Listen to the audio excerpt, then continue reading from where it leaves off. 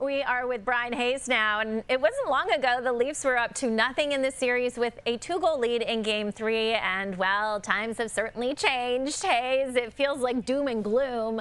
Is this the least amount of faith the fan base has had during the Core 4 era?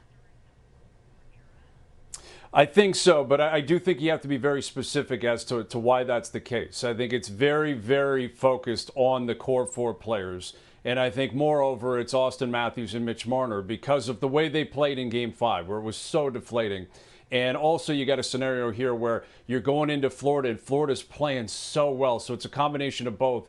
Joseph Woll is a guy who played great in Game 4, but other than Game 4, has been just okay. You know, at best, he's been just okay. So I think it's a combination of a number of things here. Again, it's Matthews, it's Marner, it's the fact that they've had this inability to rise to the occasion in the past. And we have another opportunity for that tonight. But there was so much hype going into Game 5, and it was so flat, it was so deflating, that I do think Leaf fans collectively are looking at those two players, and to a little bit of a lesser extent, Nylander, Tavares, Joseph Woll, and are not quite certain what to expect tonight, or if anything, they're bracing for impact. And then when you compound that with the fact that the Florida Panthers look like a Stanley Cup champion team, which they are, there's a lot that's coming together there, a lot of collisions there that, again, lead to not a ton of faith in terms of the fan base going into Game 6 tonight.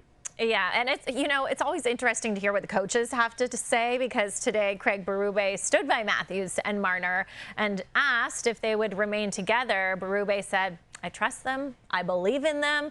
So, Hayes, do you like keeping them together, and do you trust them?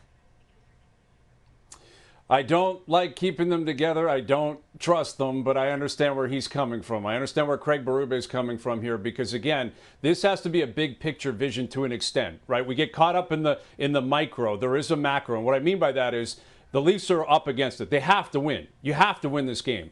But if you think you can win this game, and you think you can win Game 7 and go on a run, then you have to trust Auston Matthews and Mitch Marner. If you're Craig Berube, you're forced into that. You have to trust that these guys are going to have a moment for you, that these guys are going to finally get to that approach in a big, big game and pop, you know, and score and be dominant and force Florida into a very uncomfortable position. So I understand why Craig Berube is taking that approach. It's also very consistent with his approach throughout his career behind the bench. You know, he's a guy that tries to preach calm. He tries to preach consistency.